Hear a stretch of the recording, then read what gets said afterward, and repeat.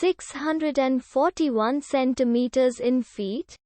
First of all, we need to know the value of 1 centimeter in feet.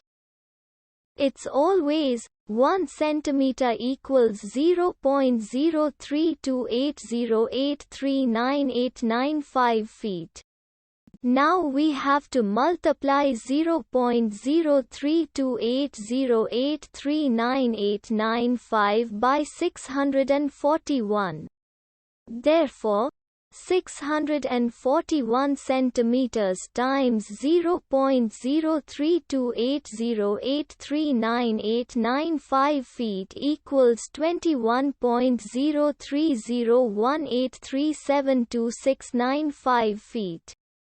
So, in other words, 641 centimeters equals 21.03018372695 feet. We hope you have enjoyed this video. Please like and subscribe to our channel for more videos like this.